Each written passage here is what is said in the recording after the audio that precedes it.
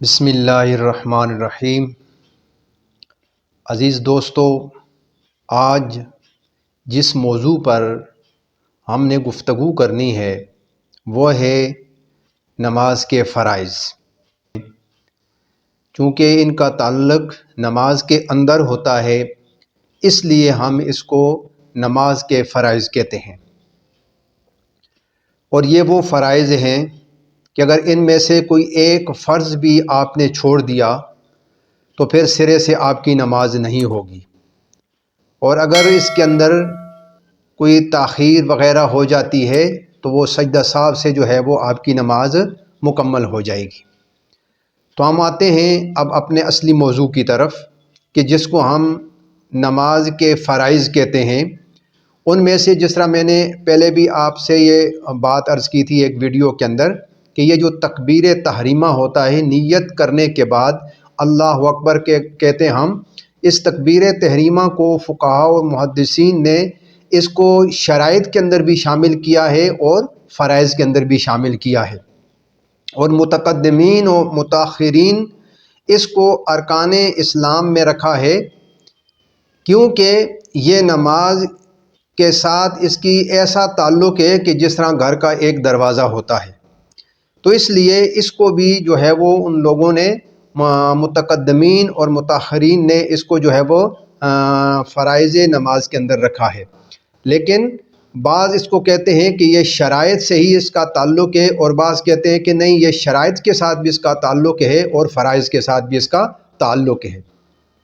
تو نماز کے اندر جو سب سے پہلی چیز ہوتی ہے جب ہم تکبیر تحریمہ کہتے ہیں اور اپنے ہاتھ باندھتے ہیں، تو سب سے پہلا جو نماز کا رکن ہوتا ہے یا جو نماز کا فرض ہوتا ہے وہ ہوتا ہے قیام۔ تو قیام کس کو کہتے ہیں؟ قیام کھڑا ہونے کو کہتے ہیں۔ فرض اور واجب نماز میں صرف اس قدر قیام فرض ہے جس میں بقدر ضرورت قرات کی جائے، اور نفل نماز میں قیام فرض نہیں۔ نفل نماز بلا عذر بھی آپ بیٹھ کر جو ہے وہ پڑھ سکتے ہیں، بیٹھ کر پڑھنا بھی جو ہے وہ جائز ہے، لیکن بغیر کسی عذر کے بیٹھ کر پڑھنے سے وہ ثواب آدھا ہو جاتا ہے، اس لیے کہ قیام آپ نہیں کرتے ہیں، بیٹھ کر پڑھتے ہیں۔ تو اس طرح بہت ساری چیزیں ایسی ہوتی ہیں کہ جو ہم کھڑے ہو کر ادا کرتے ہیں وہ ہم ادا نہیں کر رہے ہوتے، تو اس لیے بغیر عذر کے جب آپ بیٹھ کر نوافل پڑھیں گے تو اس کا ثواب جو ہے وہ آدھا ہو جاتا ہے۔ اسی طریقے کے ساتھ بہت سارے لوگ ایسے ہوتے ہیں کہ جب وہ نماز کے لیے قیام کرتے ہیں تو وہ کیا کرتے ہیں کہ کبھی ایک ٹانگ کے اوپر اپنا وزن ڈالتے ہیں، کھڑے ہوتے ہیں، اور کبھی دوسری ٹانگ پہ کھڑے ہوتے ہیں، یعنی وہ دونوں ٹانگوں کے اوپر جو ہے وہ بیلنس ہو کر جو ہے وہ نہیں کھڑے ہوتے ہیں۔ تو یہ ایک سستی اور کاہلی والی نماز ہوتی ہے۔ تو اس طرح ایک ٹانگ کے اوپر کھڑا ہو کر جو ہے وہ نماز پڑھنا، اس کو کہتے ہیں کہ یہ مکروہ ہے، یعنی ناپسندیدہ عمل ہے۔ گو نماز ہو جاتی ہے لیکن یہ کیا ہے؟ یہ ایک مکروہ فعل ہے، تو اس لیے ہمیں اس چیز سے جو ہے وہ اجتناب کرنا چاہیے۔ تو جو پہلا فرض ہے نماز کے اندر وہ ہے قیام کرنا۔ اگر ایک بندہ قیام کر سکتا ہے اور وہ جان بوجھ کر قیام نہیں کرتا ہے تو اس نے ایک فرض کو چھوڑ دیا، اس طریقے کے ساتھ جو ہے وہ اس کی نماز نہیں ہوگی۔ اب نماز میں جو دوسرا فرض ہے یا جو دوسرا رکن ہے اس کو ہم کہتے ہیں قرات۔ تو قرات کیا ہے؟ قرات قرآن مجید پڑھنے کو کہتے ہیں، جیسے کہ ارشاد باری تعالیٰ ہے قرآن کریم میں، اللہ پاک سورہ مزمل میں ارشاد فرماتا ہے کہ فَقْرَؤْا مَا تَيَسَّرَ مِنَ الْقُرْآنِ، پس پڑھو جو کچھ قرآن میں سے آسان ہو۔ تو فرض نماز کی صرف 2 رکعتوں میں قرات فرض ہے،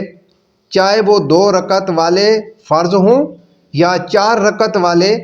اور افضل یہ ہے کہ 4 رکعت والی نماز فرض نماز میں 2 رکعتوں میں قرات کر لے۔ باقی جو نماز ہے یا اس کے علاوہ جو نمازیں ہیں جس طرح کہ وتر کی نماز ہے، سنت ہے، نوافل ہیں، تو ان کی تمام رکعات میں سورہ فاتحہ کے بعد کوئی اور سورت یا کوئی بڑی ایک آیت ہو جائے یا کوئی چھوٹی 3 آیات ہو جائیں، یہ پڑھنا جو ہے وہ سبھی میں واجب ہے۔ تو اس طریقے کے ساتھ نماز کے اندر جو دوسرا رکن ہے یا جو دوسرا فرض ہے وہ ہے قرات کرنا، قرآن پاک کی تلاوت کرنا۔ یعنی ایک کوئی بڑی جو ہے وہ آیت ہو جائے یا کوئی ایک صورت ہو جائے یا چھوٹی چھوٹی جو ہے وہ 3 آیات ہو جائیں۔ اب نماز کے اندر جو تیسرا رکن یا تیسرا فرض ہے وہ ہوتا ہے وہ ہوتا ہے رکوع۔ جس طرح کہ اللہ پاک قرآن کے اندر ارشاد فرماتا ہے کہ وَرْكَعُوا مَعَ الرَّاكِعِينَ، تو قیام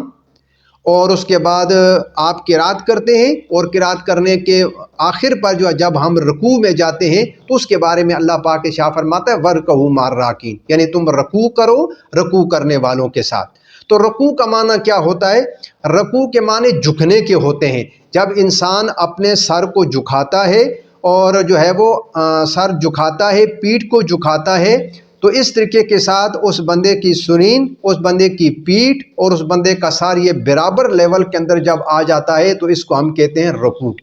تو یہ رکوع جو ہے یہ بھی نماز کے اندر جو ہے وہ فرض ہے، لہٰذا اس کو بھی ہمیں صحیح طریقے کے مطابق کرنا چاہیے۔ یہ نہیں کہ ہم تھوڑا سا سر نیچے کریں اور پھر سمع اللہ لمن حمدہ کہہ کر جو ہے وہ رکوع کو ختم کریں۔ تو اگر آپ اتنا جھکے ہیں کہ آپ کا سر قیام کی طرف زیادہ بنتا ہے، رکوع کی طرف یعنی جھکاؤ میں کم بنتا ہے، تو پھر تو آپ کا رکوع نہ ہوا۔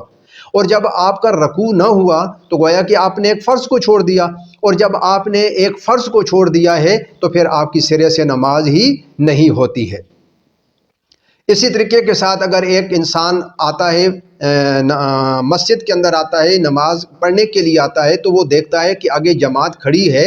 اور وہ کیا کرتا ہے کہ جو ہی وہ جماعت کے ساتھ ملنے والا ہوتا ہے کہ امام رکوع میں چلا جاتا ہے، تو جو انسان امام کے ساتھ رکوع کے اندر مل جاتا ہے، اس کے سمع اللہ لمن حمدہ سے پہلے وہ رکوع میں مل جاتا ہے تو اس نے رکعت کو پا لیا۔ لیکن جو رکوع کے بعد انسان ملتا ہے تو گویا کہ اس کی ایک رکعت رہ جاتی ہے، اور وہ ایک رکعت اپنی بعد میں وہ اس کو پوری کرے گا۔ اسی طریقے کے ساتھ جو چوتھا رکن یا جو چوتھا فرض ہے نماز کے اندر وہ ہے سجدہ۔ ہر رکعت کے اندر چونکہ 2 سجدے ہوتے ہیں، تو ہر رکعت کے اندر جو 2 سجود ہیں وہ دونوں کے دونوں جو ہے وہ فرض ہیں، اور وہ دونوں جو سجود ہوتے ہیں وہ 7 ہڈیوں کے اوپر جو ہے وہ کرنا ضروری ہوتا ہے، کہ جس کے بارے میں میں نے تفسیر کے ساتھ جو ایک ویڈیو بنائی ہے کہ جس طرح کے 2 ہاتھ ہم زمین کے اوپر رکھتے ہیں، 2 گھٹنے ہم زمین کے اوپر رکھتے ہیں، دونوں پاؤں ہم زمین کے اوپر رکھتے ہیں، اور اپنی پیشانی اور ناک کو زمین کے اوپر رکھتے ہیں، تو یہ 7 ہڈیاں بن جاتی ہیں۔ تو فرمایا کہ جو ان 7 ہڈیوں کے اوپر جو ہے وہ سجدہ کرتا ہے، اس طریقے کے ساتھ سجدہ کرتا ہے کہ اس کے یہ سارے 7 اعضاء زمین کے اوپر لگے ہوتے ہیں، تو وہ سجدہ ہوتا ہے۔ تو اس لیے ہمیں چاہیے کہ ہم بھی اپنے سجدے کی حفاظت کریں اور اچھے طریقے کے ساتھ ہم سجدہ کریں، تاکہ یہ ہمارا فرض جو ہے وہ کمپلیٹ ہو جائے۔ اس کے بعد جو 5واں رکن یا 5واں فرض نماز کے اندر آتا ہے وہ کہتے ہیں قاعدہ اخیرہ، یعنی آخری مرتبہ سب نمازوں میں جو ہے یہ فرض ہے، یعنی آخری جس کو ہم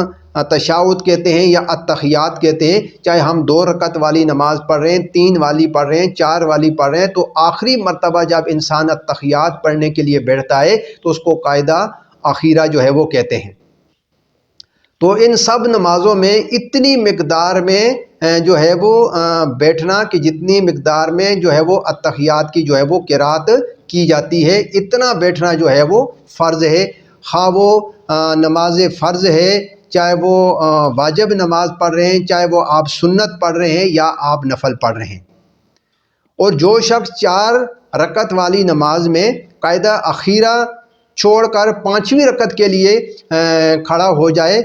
اور سجدہ سے پہلے اگر اس بندے کو یاد آ جاتا ہے تو سجدہ کرنے سے پہلے اگر وہ لوٹ آتا ہے تو اس کی جو ہے وہ اس کو چاہیے کہ آخر پہ قاعدہ کرنے کے بعد وہ سجدہ صاف کر لے، تو اس کی جو ہے وہ نماز ہو جاتی ہے۔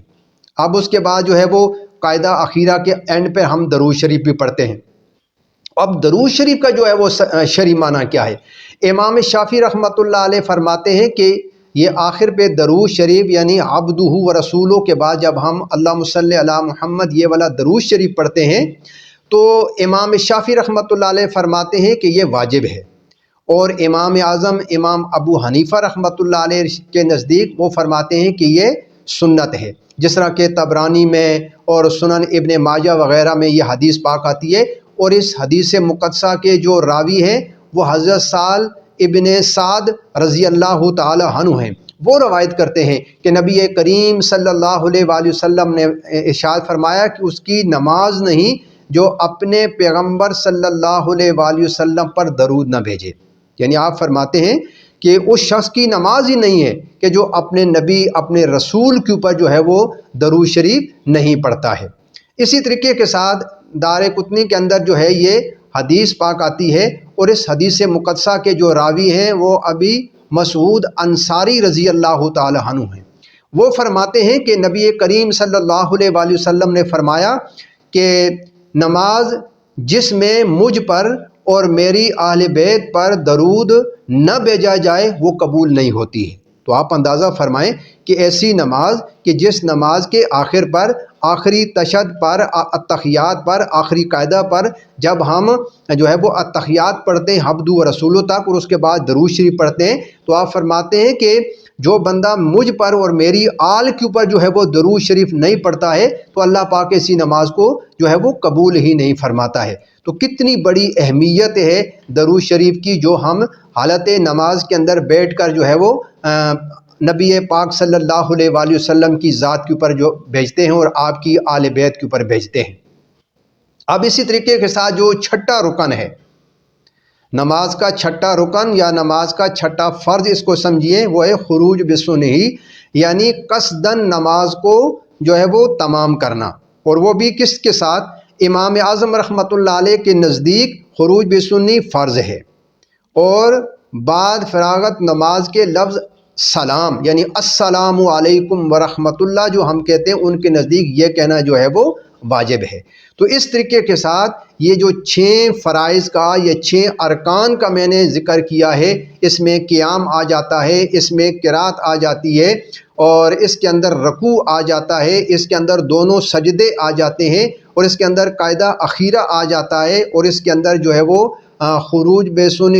یعنی آخر اچھے کسی عمل کے ساتھ اپنی نماز کو اختتام پذیر کرنا، یہ 6 فرائض ہیں یا 6 ارکان ہیں کہ جو نماز کے اندر ہوتے ہیں۔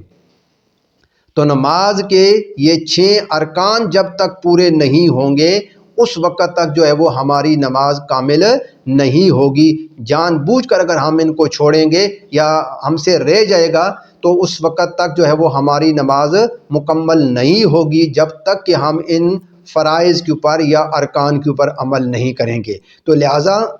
جب کبھی بھی ہم اپنی نماز کو ادا کریں تو نماز کو ادا کرتے ہوئے ہمیں جو ہے وہ ان چیزوں کا خیال کرنا ہوگا کہ میرا قیام ٹھیک ہے جس طرح مجھے قیام کرنا چاہیے، یا میں جو رکوع میں ہوں یا تو میرا رکوع ٹھیک ہے، یا میں جو قرات کر رہا ہوں کیا میں ٹھہر ٹھہر کر وہ الفاظ ادا کر رہا ہوں یا مجھے سمجھ ہی نہیں آ رہی،